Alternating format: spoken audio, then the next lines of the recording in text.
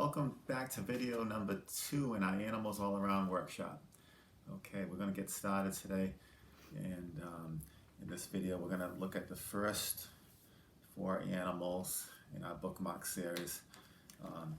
We have 5 bookmarks all together, and there's about 9 animals on each bookmark, and we're going to do one side at a time. You can see there are 5 different bookmarks, and each one is double-sided.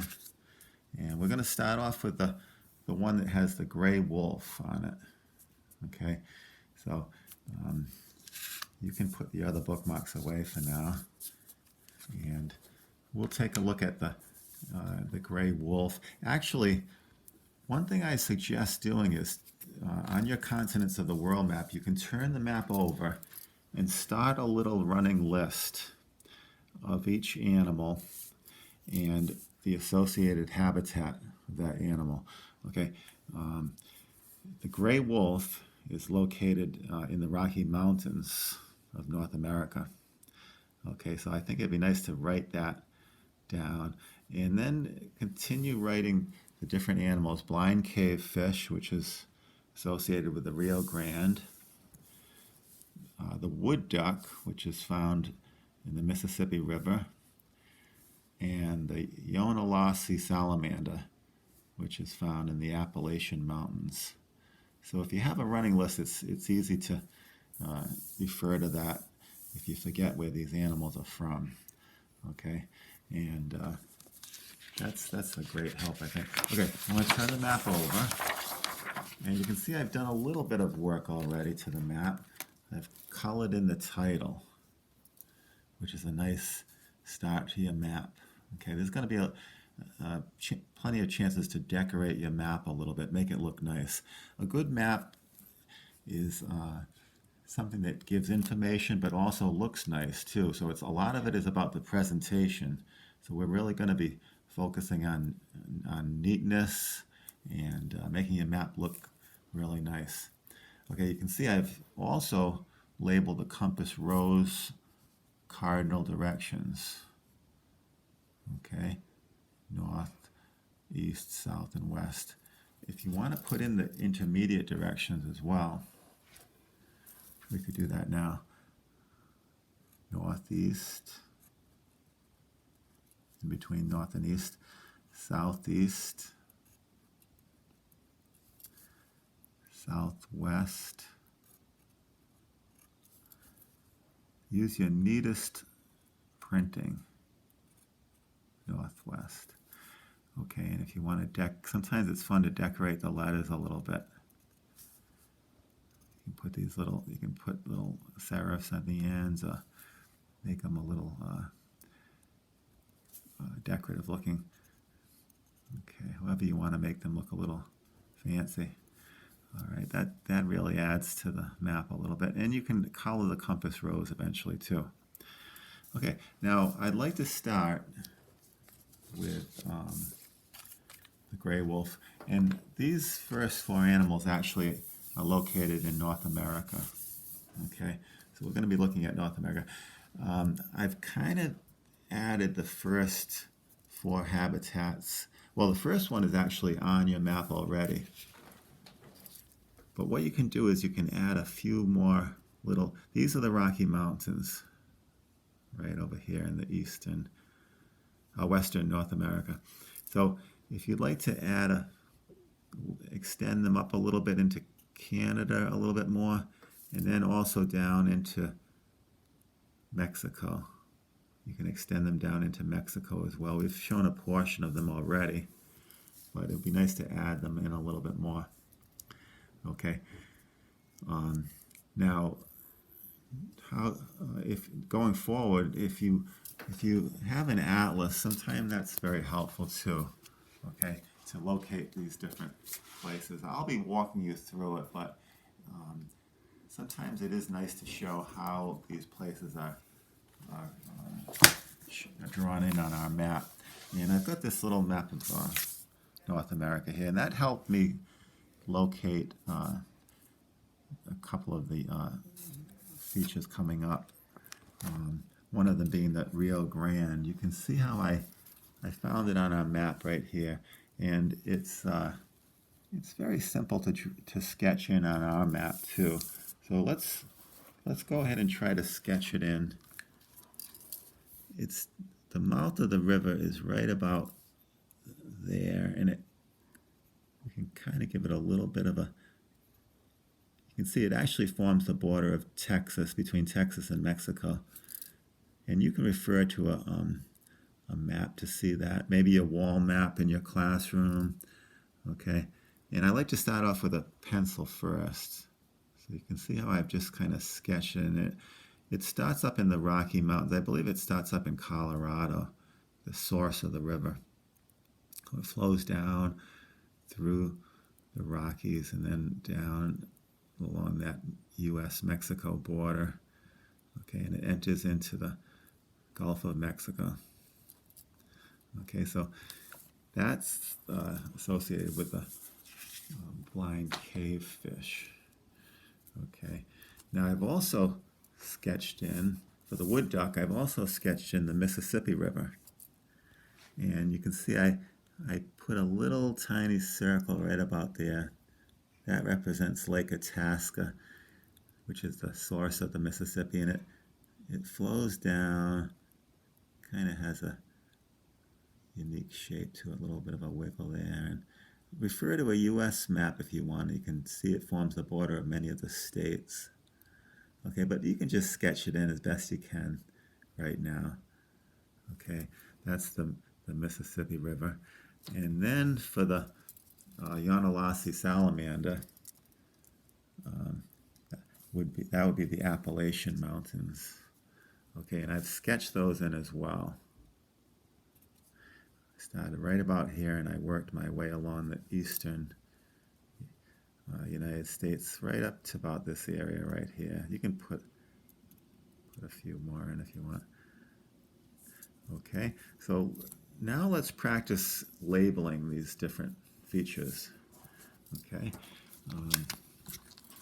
we want it to be as neat as possible when we label, and I like to keep my, like when we're labeling a river, we can label along the river, but when we're labeling other features, I like to keep the words nice and level if possible.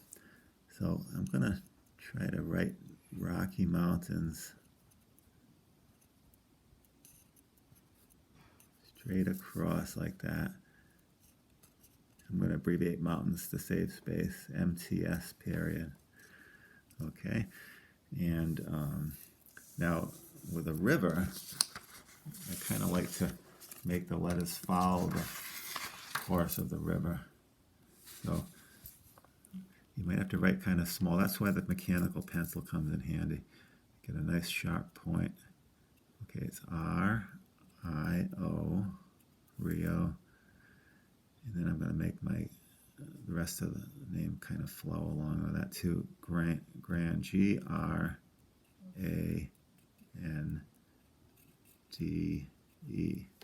And that fit pretty good. Okay.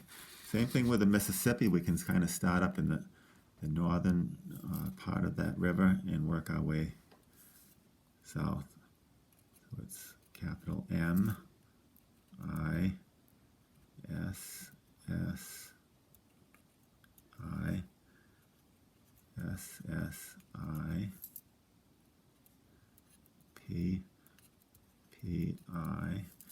and I'm going to just abbreviate river, in this case R period.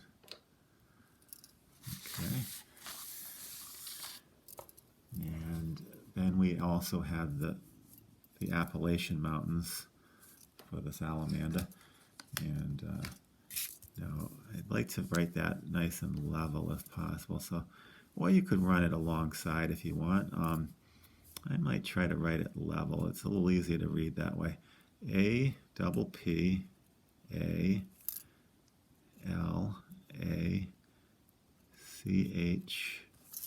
I'm going to erase some of those. I-A-N. And I'll put them back in again. And then you can write MTS for the mountains. Okay, so go ahead and sketch a bunch of those little mountains. Don't make them too big, and you don't have to make too many of them. Just enough to stand out. Okay, and that's also color also helps with that too. So why don't we do the rivers first? I'll take a blue, and once you feel like you've got the rivers in a good location and you're happy with it, we can actually add a little color. We'll start with the Mississippi. Just trace over your line with a blue.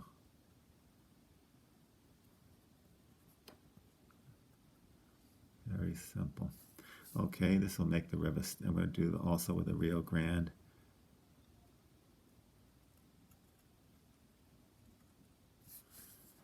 Both of those rivers actually flow into the Gulf of Mexico. Now, in the course of doing this map, we're probably going to label a lot of other physical features as well, in addition to the 45 habitats. We just mentioned the Gulf of Mexico. Why don't we actually label that right now?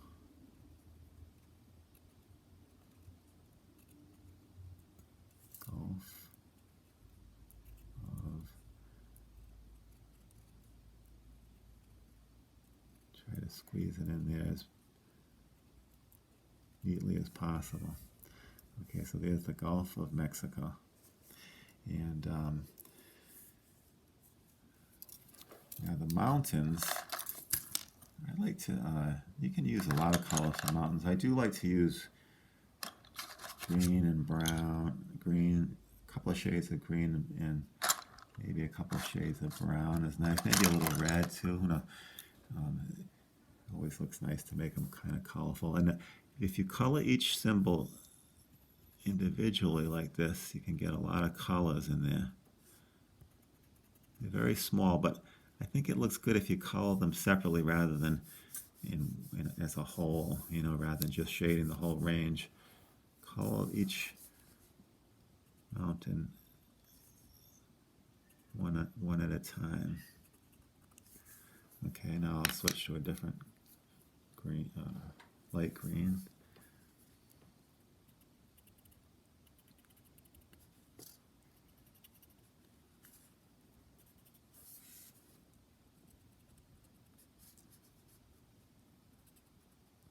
You can vary the colors.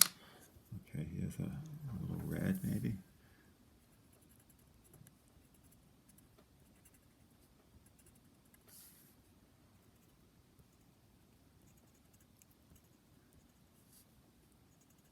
North America is actually surrounded by 3 different oceans. We've got the Pacific Ocean, the Atlantic Ocean, and the Arctic Ocean. And I might take a break from coloring the mountains now and label one of those. I want to show you how to label one of those oceans. Okay, so we'll take a little break from the mountains. And and we should label North America too. Let's do that before we do the ocean. We have some nice open space right in this area. I think we could kind of fit it. I'm going to have to make these letters a little bit bigger so they really stand out. This is a large area of land called a continent. Okay, and there are 7 continents throughout the world. Let's make it really stand out nice. Notice how I'm keeping them nice and level.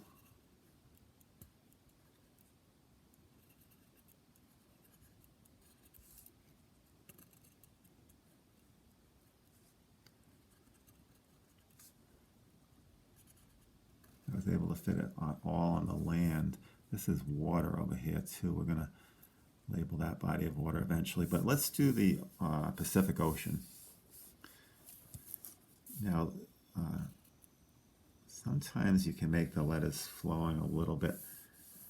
Because this is all Pacific Ocean, maybe I'll make these letters sort of curve down the length of the whole North America and South America. So I'm can see I put like a very faint line curving down. I think I'll follow that line.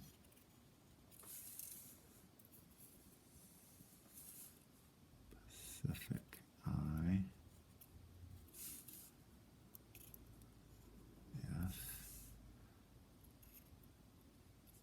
Don't get in the way of that little island. We're going to be labeling that a little bit later.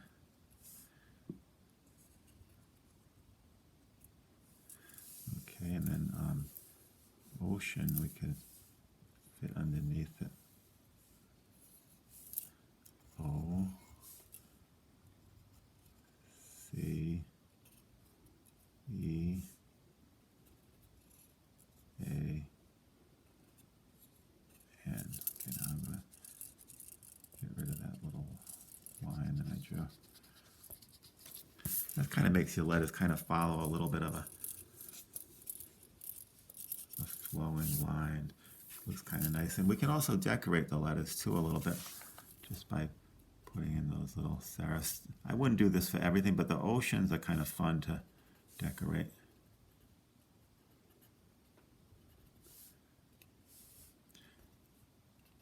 Okay, now in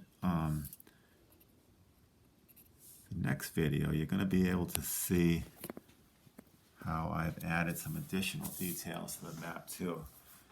Okay, so we've got, and I'll finish coloring in the mountains, and then I'll label a couple more of those oceans and maybe some other features that are important to North America.